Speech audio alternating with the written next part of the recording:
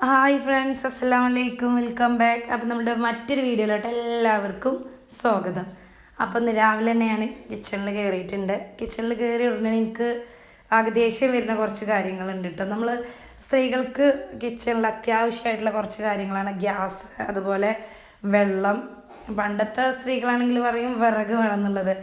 പക്ഷേ നമ്മളുടെ ഇപ്പോഴത്തെ തലമുറ എന്ന് പറയുന്നത് ഗ്യാസാണ് മെയിനായിട്ട് കേട്ടോ. നമ്മൾ ഗ്യാസിലല്ലേ ഫുഡൊക്കെ പാകം ചെയ്യാറ്. അപ്പോൾ ഞാൻ രാവിലെ തന്നെ കുട്ടികൾക്ക് നമുക്ക് വെക്കേഷനാണ്, അപ്പോൾ കുട്ടികൾക്ക് മദ്രസയില്ല, അപ്പോൾ പത്തിലുണ്ടാക്കാമല്ലോ എന്ന് വിചാരിച്ച് കിച്ചണിൽ കയറിയതാണ്. അപ്പോഴാണ് കേട്ടോ ഗ്യാസിൻ്റെ ഒരു ബേർണർ, ഒരു അടുപ്പ് ഒന്ന് ലോ ആയിട്ടാണ് കത്തുന്നത്. അപ്പോൾ ഞാൻ അതെന്താണെന്ന് സെർച്ച് ചെയ്യാൻ വേണ്ടി ഗ്യാസ് അടുപ്പൊന്ന് തിരിച്ചിട്ടിട്ടുണ്ട്. അപ്പോൾ ഞാൻ ചില വീഡിയോകളിലൊക്കെ കണ്ടിട്ടുണ്ട്. അതിനകത്ത് ചെറിയൊരു ഹോളുണ്ടാവും. നമ്മളുടെ ഗ്യാസ് പാസ് ചെയ്യുന്ന അവിടെ പൈപ്പിനകത്ത് ചെറിയൊരു ഹോളുണ്ടാവും. ഇതിനകത്ത് ഉള്ള അഴുക്കും അടഞ്ഞിട്ടുണ്ടെങ്കിൽ അത് റിമൂവ് ചെയ്താൽ നമ്മുടെ ഗ്യാസ് നന്നായിട്ട് കത്തുന്നുള്ള വീഡിയോ ഒരുപാട് കണ്ടിട്ടുണ്ട് കേട്ടോ. അപ്പോൾ ഞാൻ അതൊന്ന് ട്രൈ ചെയ്ത് നോക്കാമെന്ന് വിചാരിച്ചു. കയ്യിലുള്ള നമ്മളുടെ ഒരു പിന്ന് കയ്യിലെടുത്തിട്ടുണ്ട്. അതിനെ ജസ്റ്റ് ഒന്ന് വളച്ചു കൊടുത്തിട്ടുണ്ട് കേട്ടോ, ഇതിനകത്ത് സ്മൂത്തായിട്ട് കയറാൻ വേണ്ടിയിട്ട്. അങ്ങനെ ഞാൻ അതിനകത്തുള്ള ഹോളിൽ കുറച്ച് ടൈം അവിടെ എന്തെങ്കിലും അഴുക്ക് വന്ന്, ഞാൻ ചിന്തിക്കുന്നത് അതിനകത്ത് എന്തെങ്കിലും അഴുക്ക് വന്നിട്ട് തടഞ്ഞത് കൊണ്ടാണ് നമുക്ക് ഗ്യാസ് ഇങ്ങോട്ട് പാസിങ് കുറവായതുകൊണ്ടാണ് ബർണർ ചെറുതായിട്ട് കത്തുന്നത് എന്നിട്ട് ഞാൻ വിചാരിച്ചിട്ടുള്ളത്. അപ്പോൾ ഞാൻ അതിനകത്ത് പിന്നെ വെച്ചിട്ട് നന്നായിട്ടൊന്ന് അതിനകത്തുള്ള ചളിയൊക്കെ ഒന്ന് റിമൂവ് ചെയ്യുന്നുണ്ട്. അതുപോലെ ഞാൻ കുറച്ച് ടൈം പുളിവെള്ളത്തിൽ ബർണർ ഇട്ടിട്ടുണ്ടായിരുന്നു കേട്ടോ. അത് ഞാൻ കണ്ടിട്ടുണ്ട്.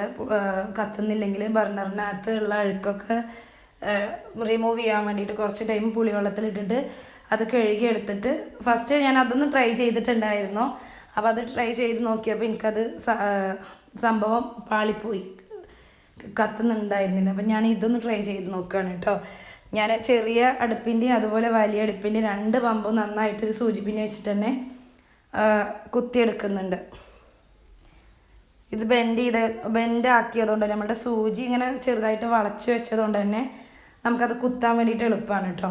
അങ്ങനെ അതൊക്കെ കഴിഞ്ഞിട്ട് ഞാൻ നമ്മളുടെ അടുപ്പൊന്ന് കത്തിച്ച് നോക്കി. അപ്പോൾ നന്നായിട്ട് തന്നെ കത്തുന്നുണ്ട്. അപ്പോൾ നിങ്ങളുടെ വീട്ടിൽ കത്താത്ത ഗ്യാസ് അടുപ്പിൻ്റെ 2 അടുപ്പും കത്തൽ കുറവുണ്ടെങ്കിൽ ഇതൊന്ന് ട്രൈ ചെയ്ത് നോക്കണം കേട്ടോ.